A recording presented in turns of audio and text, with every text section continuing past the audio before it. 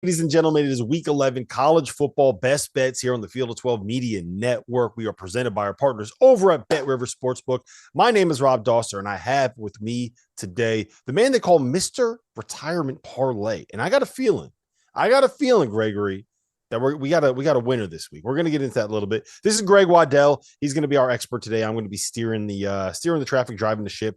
We have a lot to talk about. TCU on the road at Texas is getting a touchdown. Alabama and Ole Miss. Arkansas is only getting 3 points against LSU in the strangest line of the season. We're going to talk about that. A lot to get into there. But first and foremost, the college football playoff rankings came out, Greg, on Tuesday night. I don't think anyone was necessarily all that surprised. I think you could have made an argument Tennessee over TCU, TCU over Tennessee, either way. But I do want to ask you this. Now that we see these rankings, now that we see who's in there, I said last week to Jimmy that I thought if you were going to bet Tennessee to win a national title, you had to do it last week because that was going to be the best number that you could get them at. It's still the best number you could have gotten them at. But now they are no longer in the top four. I don't necessarily see any value with title futures. Do you see anything there that you think we need to jump on right now? Oh, yes, Rob, I do. First of all, I'm excited about this. I think I specifically asked that we could do this and Heisman because the conspiracy theorist in me is full go. I love to play the situation game at this point in the season, and we have situations to play. Tennessee lost last week. That stinks, right? Obviously, everybody wanted that to be the game of the century. We wanted Tennessee to beat Georgia. It was Tennessee's year, yada, yada, yada, boom. Georgia reminds you that they're Georgia. They blow them out. And now they're the consensus favorite, minus 125 to win the title at this point, which is insane. Here's the thing, though, Rob.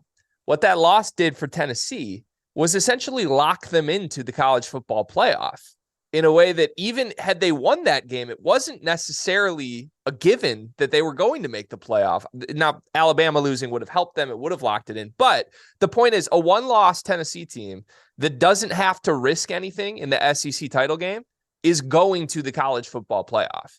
And they may be out of it right now. They may be in that 5 spot, but Ohio State and Michigan, one of them's got to lose. And no matter what TCU does, Tennessee's going to end the season with 1 loss. That team's in the playoff. Now they just got to win 2 games. Georgia, I mean, they should be in the playoff, right? But we've done the scenarios on After Dark this week. What happens if LSU runs the table and beats Georgia? That's not entirely out of the question. So I think for Tennessee to be sitting there, I mean, valued below Ohio State and Michigan, which we know only one of those is going to make the playoff, Tennessee's still a damn good football team. And I think they got spooked in the Georgia game, clearly. Georgia's fantastic. We know that. But I think if those two teams play on a neutral field in the playoff, again, I mean, I'd be surprised if it's not a 1-score game. Jumping on the Vols at plus 1,000 right now seems like a good move to me. Yeah, well, I'm still sitting on my plus 1,100 ticket from last week when I told everyone to bet on the Vols and then they lost. So you convinced me, man. I can't rip it up yet. I got to hold on to that thing just a little bit longer. All right, so Heisman futures, I do want to talk to you about that too because it looks like now Hendon Hooker is kind of dropped a little bit. He's now plus 250. CJ Stroud, like Georgia, minus 125 favorite. I can't get behind the CJ Stroud bandwagon, man. Like I don't know. There's something about running up the score and trying to get touchdowns in games and performances that don't really matter to me that just kind of rubs me the wrong way. Like Hendon Hooker had moments, right? He was horrible against Georgia. Spoiler alert. A lot of people, Greg, have been horrible against Georgia. It happens. They're good.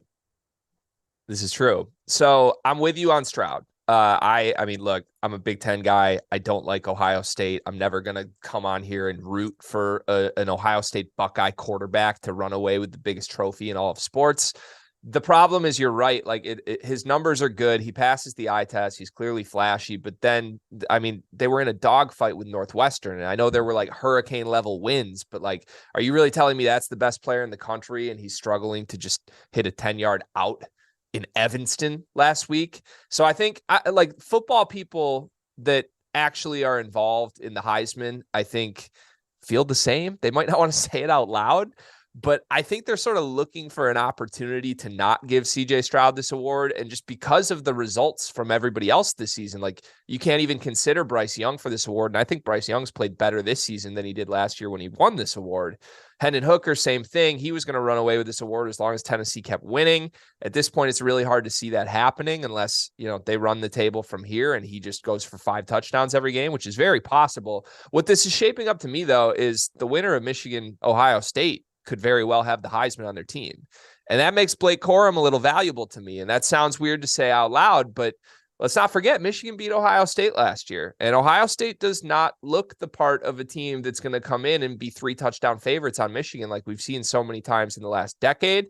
I don't know that I trust Michigan when they have to go up against the beasts in the SEC, but I think there's something to the fact that they're going to enter that game with a little more confidence than they have in the past. And, 3 weeks from now, if Michigan does knock off Ohio State and they lock a spot up in the playoff, one of the only undefeated teams left in the country at that point, Blake Corum, 6-1 right now, might look a little tasty looking back on it.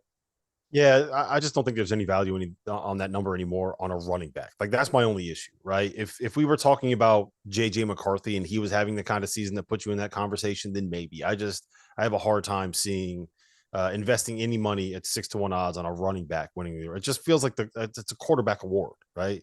When was the last time a running back won it? Yeah, but doesn't it feel wrong with the quarterbacks this year though too? Like Hooker's the only one. It does, Hooker's but those the only one. It does, but those are the guys that if you would have told me this back when Blake was like 20-1, 3 weeks ago when he was kind of ripping off those 5 touchdown games, then yes, I could get behind it. I just think 6-1 is probably too short for my liking. I do want to ask you, Stetson Bennett, 10-1 odds. Bo Nix, he's still in the mix. Max Duggan, plus 4,000, 40-1 odds. Look, if TCU can find a way to weasel their way into the playoff, right, and they can find a way to maybe even get to the national championship game, Max Duggan right now, 24 touchdowns, just 2 interceptions. He's doing a little damage on the ground. Like the kid is putting up some pretty big numbers for a team that is still undefeated, like 40-1 odds. I personally like Max Duggan as high. If you're going to make a futures bet on TCU, I think you bet Max Duggan for Heisman over TCU to win it, because I think that there's a chance that he could still get the award if TCU doesn't win the national title, where it's not going to work the other way around. So here's what I think that I'll do for you today, Rob. I'm going to go set up the Field of 68 charitable fund. And instead of blowing that money on Max Duggan to win a Heisman that he will never win, you're going to put that money straight towards the Field of 68 charitable fund, and we'll do some good for the world. Wow. Okay. Yeah, you just put me in my place. Nothing on Bo Nix or Stetson Bennett, though? I don't think so. Look, I'm with you on let's try to find the long shots, but you and I both know we needed to do that 4 weeks ago at this point. There's 5 guys who could win this award, and they're the 5 favorites at this point.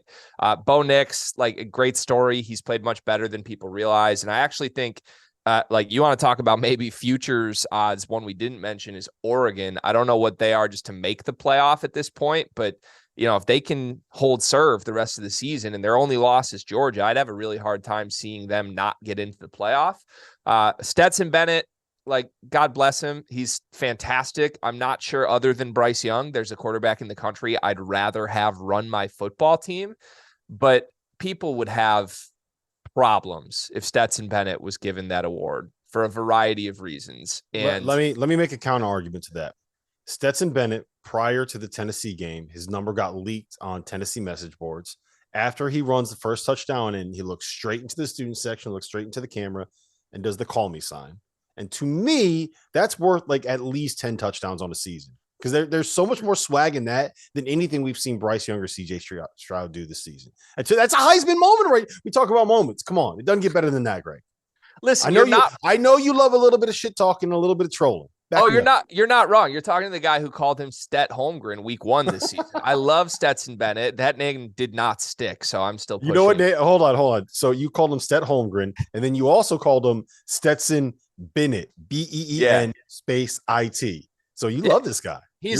Stetson's been it. We know this, okay? We've looked back at what he's done in his career. He's cold. He's awesome, but there's too much there. Like, if Stetson was going to have a real shot at the Heisman, he would have been in contention all season long for that award. And I think Georgia kind of going through that, the quiet period where they had 3 straight weeks where they were not covering, they were in dogfights against bad football teams, really, really damaged his stock. Look, I really do think this is Stroud's award to lose at this point. And if Michigan beats him, Blake Corum might be the best value left. Yeah, to your point, though, about Tennessee, I think Hendon Hooker, the numbers come down a little bit for him. And if they can still find a way to make a run, like, he's put up the biggest numbers and been one of the stars of the season. So I think there's a chance there. All right, let's talk about these game breakdowns. We're going to start with number 4 TCU at number 18 Texas. The line right there is Texas -7. The team with 3 losses is laying 7 points at home. The total there is 65. TCU is undefeated. Texas has won 4 of their last 5. It doesn't really feel like it because they haven't been like blowouts, and they had that one game against Oklahoma State where they melted a 14-point lead in the second half. But the Longhorns have been playing much better football over the course of the last month or so. So where do you stand on TCU at Texas? Yeah, I've been waiting for the right spot to fade TCU over the last month. And if you've watched any of the After Dark shows that I've been on, I've pressed all of our talented people and football analysts here to consider the fact that TCU has essentially played 5 consecutive games against broken backup quarterbacks. And that's great. We talk about luck. We've got the Providence basketball lucky shirts out there right now. There's not a shop, jump in that merch store. There's not a luckier team in college sports anywhere than TCU this season. However, that doesn't mean they're not good. And I'm struggling with this one because we know Texas can go toe-to-toe with very talented football teams. We saw them prove that early in the season against Alabama. But Texas also has left a lot out there offensively. They've got Bijan Robinson, who's fantastic. But, I mean, there's been entire games they've gone away from the run game in favor of Quinn Ewers. And Quinn Ewers has missed open receivers a ton this year. And that was something our guys really pushed back on me on. It's like, well, okay, even if Quinn Ewers stays healthy for this game, Quinn Ewers isn't the guy who's going to throw for 300 yards on TCU. So I think this is too many points. I really do. TCU this season, obviously they're undefeated, but not only are they undefeated, they've won every single game on the schedule by a touchdown or more. I just can't see this being more than a 1-score game either way. Yeah, I'm with you. TCU to me feels like the team of destiny. They're one of those teams that's never. They're not going to get blown out. They're not going to get run out of whatever stadium that they're in. So I'm on TCU +7. And, we got to talk about Moneyline underdogs later in the show, Gregory. I'm going to save the rest of my spiel for that section. They call it a tease in the industry, my good sir. All right, let's head over to the SEC. As George Whitfield likes to say at Jurassic Park, we have Alabama at Ole Miss. It doesn't get any easier for Alabama coming off of a loss at LSU. They now have to go on the road to Oxford to face Lane Kiffin. A little bit of bad blood there between those coaches. The Crimson Tide really haven't been super impressive this season, but let's kind of put this all into context, right? They lost at Tennessee, who is a top 5 team, by a field goal, when a little bit of better clock management down the stretch means you actually get into overtime, right? Maybe run the ball instead of throwing every time when it's tied. They lose at LSU by 1 point on a 2-point conversion in overtime at night under the lights in Baton Rouge, one of the toughest environments to play, right? So they're 4 points. They're basically 2 field goals away from being undefeated and being the number 1 and number 2 team in college football right now. Ole Miss, the only impressive thing they've done this season is beat a shorthanded Kentucky when Will Levis was banged up and other people were banged up, and they beat him 22-19. So I don't think Ole Miss has done anything to impress me this season. Tell me why I shouldn't be all in on the Nick Saban bounce back spot right here. Well, here's why, Rob, because while Alabama is 2 field goals away from being undefeated, they are also 2 field goals away from being 4-4 right now, or 5. I don't know if they played 8 or 9 games. 4 losses is the point. Texas A&M, goal line stand against a Texas A&M offense that was just not good in that game, and yet it was still there for the taking. Texas, field goal. We saw the phantom holding call that wasn't called. Bryce Young scrambles to the right, makes a huge play, and we can't take anything away from Bryce Young. He's the best player in college football. But this Alabama team, I would argue, is lucky to only have 2 losses this season. And we've talked long about how this is not the Alabama of old. And while any other year we would point and be like, are you kidding me? Like, this is a bounce back spot and they're going to blow them out by 4 touchdowns. I'm just not sure this Alabama team has the stuff to do that against any top 25 football team in college football. And say what you want about Ole Miss, but they're one of the best 25 teams in college football. That's without doubt. Ole Miss undefeated at home this season. Their most impressive win is the Kentucky win, who was shorthanded in that game. Obviously not the most impressive thing ever, but It's 12 points. Can they keep it within 12? I think I'm leaning with the Rebels on this one. It doesn't feel great, but I weirdly think, with 2 losses now, that's important for Bama here, because if they had just lost their first of the season, I think we're much more likely to get the Nick Saban rally the troops. We're still in this type thing. Alabama, for all intents and purposes, is eliminated at this point. And we haven't seen an Alabama football team in that setting really ever in the last 10 years. I'll be fascinated to watch, because with the lower level of talent I see in this Bama group, I think this could be a little bit of a, oh crap, are they quitting on this right now moment if Ole Miss can get up early in the game. So I was just looking up to see what exactly the money line was. And since we started recording, since I wrote this rundown and we started recording, the line has moved at Bet Rivers from plus 12 to plus 11.5. So I don't think that you're the only one that's sitting here saying, I think we need to be on Ole Miss. For those that are looking for a potential upset pick, plus 330 money line, Lane Kiffin at home, Ole Miss, the Rebs. That's something to keep an eye on there. All right. LSU at Arkansas. LSU is only laying 3 points against a team that just lost to Liberty. Now, there's 2 ways that you can kind of look at this, right? This is the perfect bounce back spot for an Arkansas team playing at home. Big team coming in. They just got this massive win against Alabama. They're riding high. Everybody in Baton Rouge just kissing their asses, right? So they're going to go walk into Fayetteville, get run over by the Hogs, get run over by a whole bunch of people that are out there as crazy as Mama Hog, as Linda Sterner. Shout out to Linda Sterner. Shout out to Mama Hog. Shout out to Clint Sterner. All right. This feels like such a trap, right? Because I look at this and I'm like, we're talking about LSU, right? One of the most improved teams in college football. We're talking about LSU, who's, what are they, 7th in the playoff rankings right now? We're talking about LSU, who just beat Alabama. Is this the same LSU and they're only laying 3 at Arkansas? Greg, talk to me about this, man. Yeah, it's a baffling line for sure. And I think the public's going to be all over LSU at this point. And sadly, I don't love siding with the public, but I'm going to do that here. I just think this Arkansas team has a lot of problems. They've lost their last 2 home games. They're coming off a 2-point loss to Liberty. They got blown out by Alabama. And yes, I understand that game was close for a small period of time. It ended up being a 23-point loss. And look, KJ Jefferson, I love the idea of KJ Jefferson. I don't love the player, KJ Jefferson. He's cost me a lot of money putting faith in him to just be solid. It hasn't happened this season. I think LSU's good enough to at least get through this test. I don't know that they're good enough to actually make it a game in the SEC championship, but they've earned the right to be the torch holder right now. And I think that extends for at least one more week. Also, Vegas in general, like sometimes a line is so trappy that it's a reverse trap. That's what this feels like to me. Like, it's so obvious that everyone's going to be on LSU that, like, I think people are going to convince themselves they need to bet Arkansas, and Vegas set the reverse trap. I know what you're doing, Vegas. I'm on LSU. Don't overthink it. The trap is the trap. Exactly. That's what it is, right? Yeah, there's levels to this shit, Greg. There's levels to it.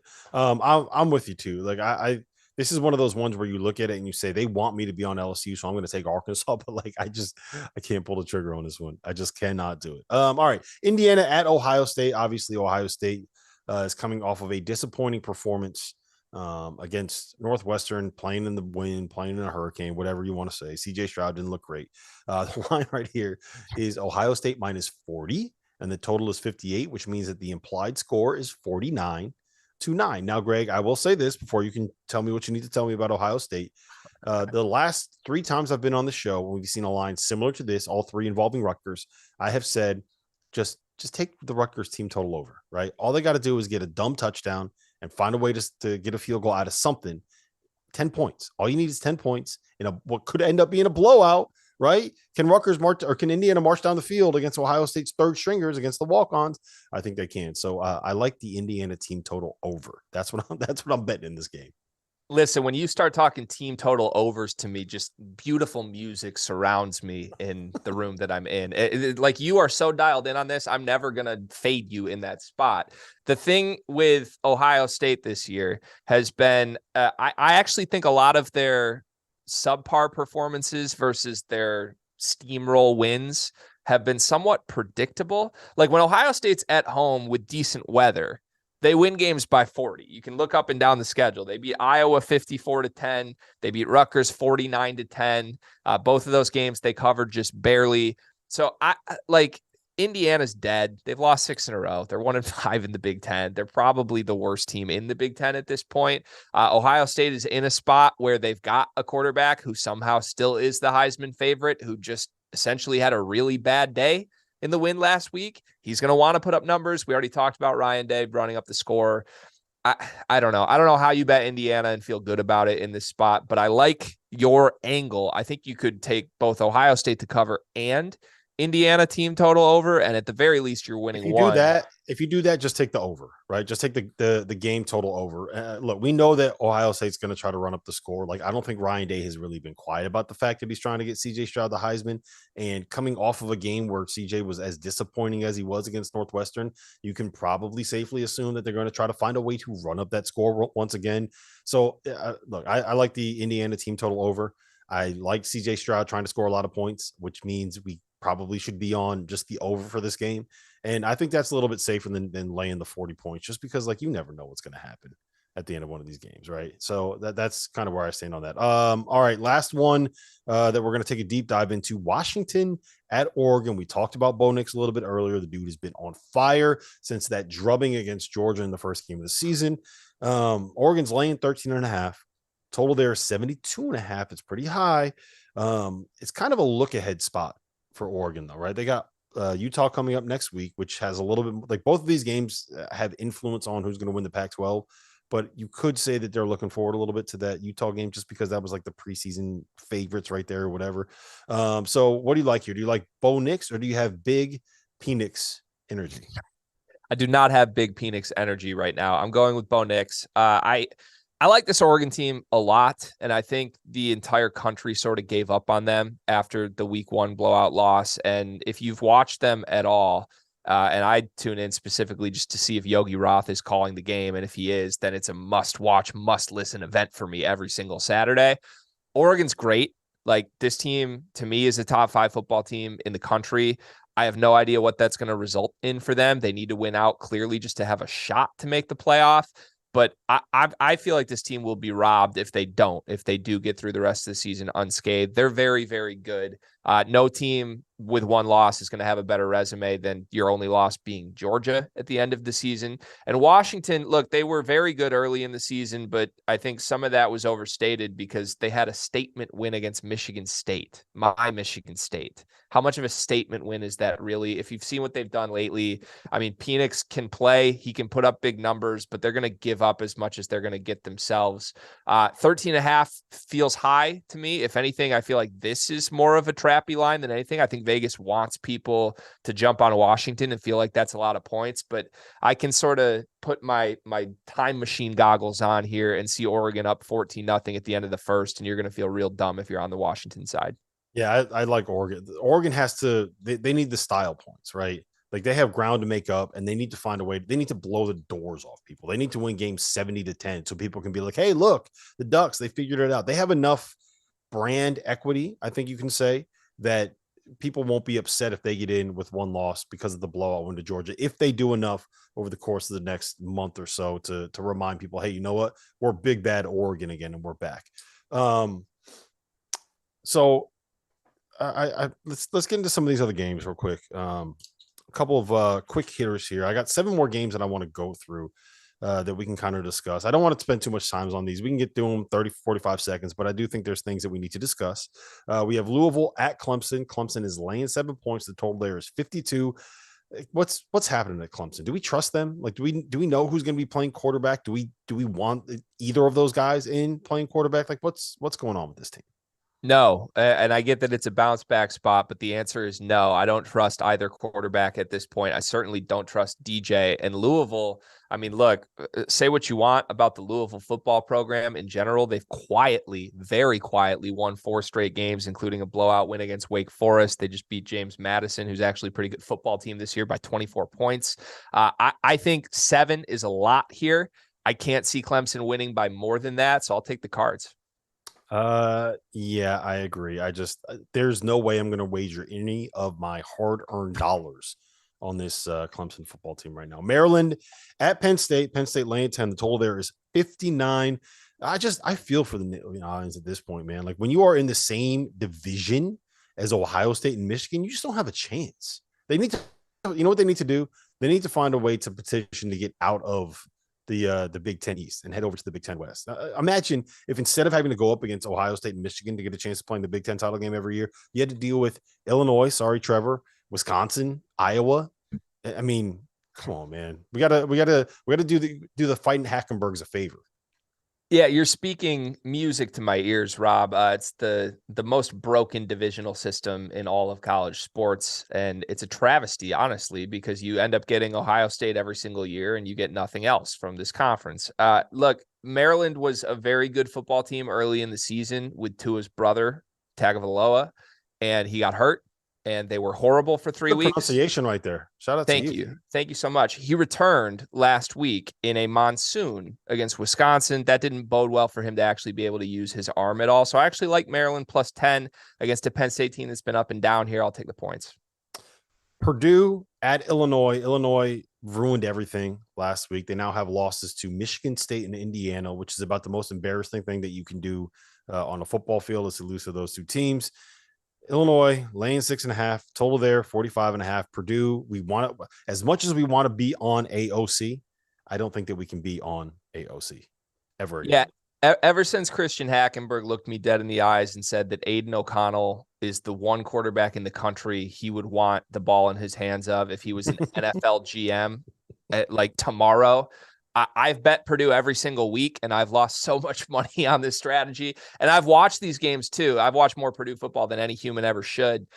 They lose games in the trenches. Illinois can run the football. Brown is fantastic. I think he's going to run all over them. -6.5 for a pissed off Illinois team. I love that play.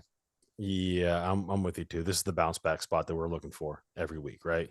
You got to be on the Illini in this spot. Nebraska at Michigan, another amazing line. Michigan is laying 31 points. The total there is 48.5, which means by my my admittedly subpar mathematic ability, the implied score is 39.75 to 8.75. So again, is this a spot where you just say, fuck it, Nebraska team total over? I don't hate it. I mean, if, again, you say those words and my eyes light up, Rob. This is how unprepared I was for this quick hitter section. I'm not going to lie to you, Rob. I don't know what the line is on this, but give me Nebraska first half. We just saw Rutgers essentially, beat Michigan in the first half of a game last week. And then Michigan came out and stomped them by 40. I don't fully trust this Michigan team yet. I think there's always one half that they get outplayed, even by bad teams right now. I'm just going to bet on that being the first half. Give me the Huskers first half. I love that you're just like, yeah, I don't care what the fucking line is. Give me it. First half. I want it. I'm sure the money line's got to be plus 600 or something. Give me that. I have the first half money line for Nebraska is plus 1,300. Oh, we love that. We're all over that. Yeah, you got to be in on that one. All right. UCF at Tulane. Tulane is laying 1.5. Total there is 54.5. This is a ranked matchup from the American.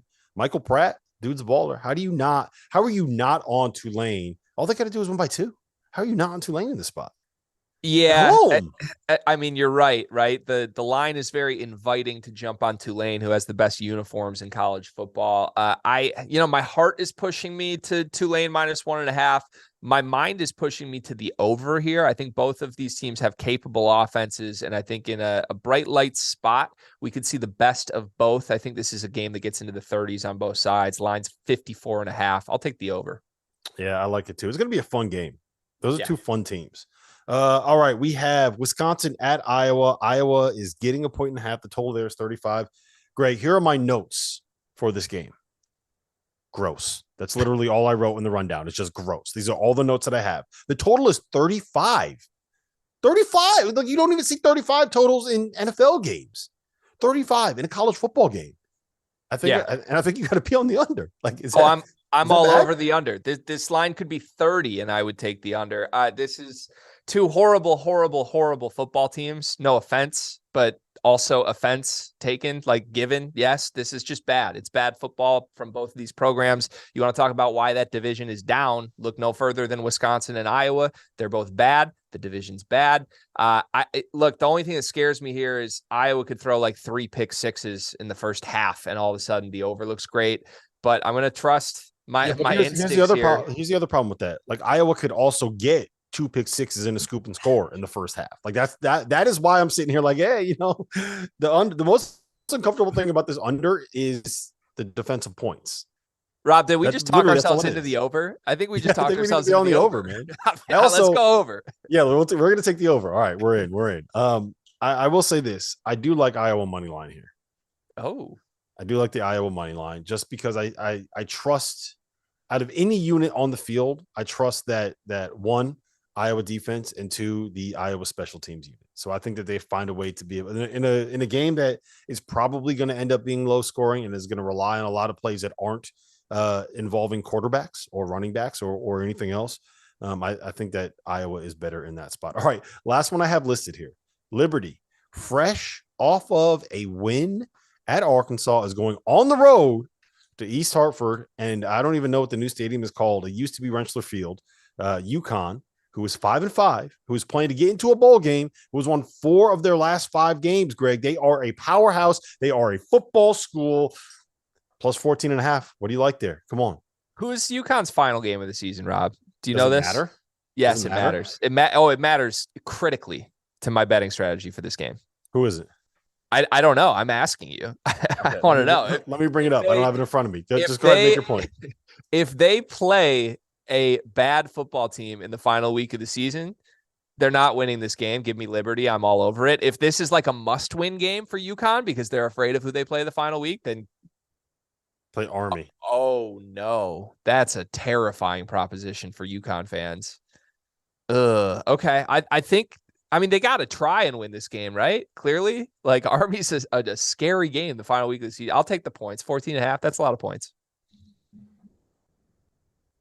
They're not a good football team, though, Rob. Come on. You know what to do. You know what to do. They have more wins than Travis Knight's Texas A&M Aggies. I'm just going to keep throwing that out there.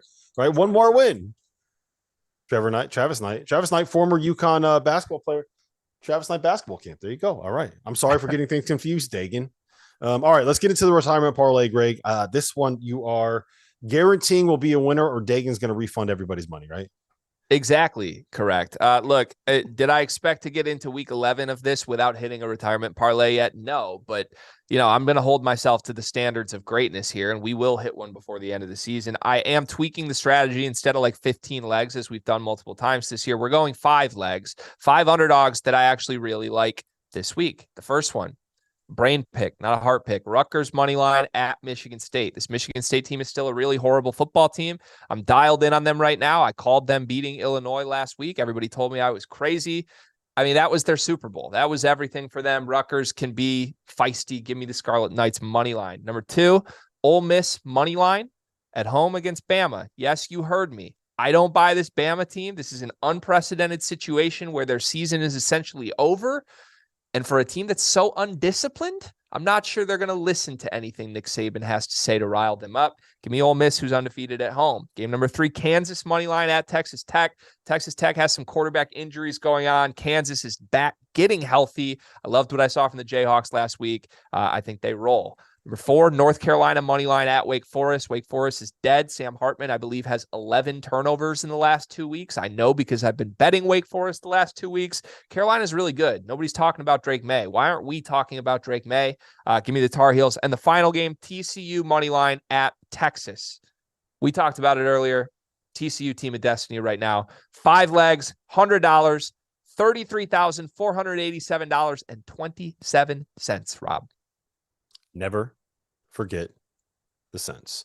Last night, Kevin Sumlin said Drake May was playing better than CJ Stroud. So I'm just going to throw that out there. We are talking about him on the field at 12 after dark. All right, give me your Moneyline underdog. Who are you riding? Is it TCU?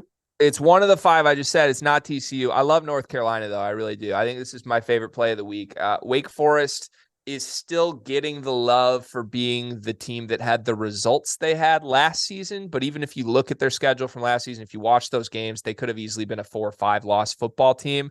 I think that's really who they are at their heart this year. No pun intended with Hartman, who's been horrible. He's literally just giving the ball away on possessions in the second half of games right now. North Carolina is really, really good. I urge you to watch Drake May if you haven't seen it. Yes, that defense has issues, but I mean, opposing offenses cannot make one mistake because Drake May is going to march down the field and score nearly every single possession. I think the Tar Heels are legit. And I think they only lose one game this season. Yeah, I like the Moneyline Underdog TCU. They are the team of destiny. They're trying to play for a chance to get into the playoff. They have no shot of getting into the playoff if they don't go undefeated. So any loss is going to be the end of it. They're basically in the playoffs right now, more or less. This is basically the start of the NCAA tournament for them. They have to win 6 straight games to win a national title, more or less. So can we say this too? I doubt there has ever been a team in the top 5 or they're 4, right? In the college football playoff rankings right now. I bet there has never been a team this late in the season that has been plus 220 underdogs just to win a football game. Mm-hmm. That's going to say something. Plus 220. They're the team of destiny. So I like them there. I think my favorite play of the week, though, Greg, is the over in Indiana and Ohio State. Whatever over you want, whether it's the game total over 58, whether it's Ohio State's team total over because you think they're going to run up the score, whether it's Indiana's team total over because Ohio State's defense might not be that great. And all they got to do is get 1 touchdown and 1 field goal. So anything over in the Indiana-Ohio State game to me just kind of is something that you got to play, whichever tickles your fancy the most. I love that. I think I'm with you. In fact, I'll jump on and say it's the team total. That's my favorite play of the week. There you go. All right. So this has been the Field of 12 Best Bet Show, Week 11, college football. It's here. We don't have as many kind of big brand firepower games, but there's a lot of really interesting storylines and interesting stuff happening in college football this week, not the least of which is TCU putting it all on the line at Texas and Quinn Ewers. So I guess until we got After Dark tonight at 8 o'clock, or at 10 o'clock Eastern time. So guys, make sure you turn into that. So for Greg Waddell, for Dagan Hughes, my name is Rob Dauster. We'll see you guys next Thursday.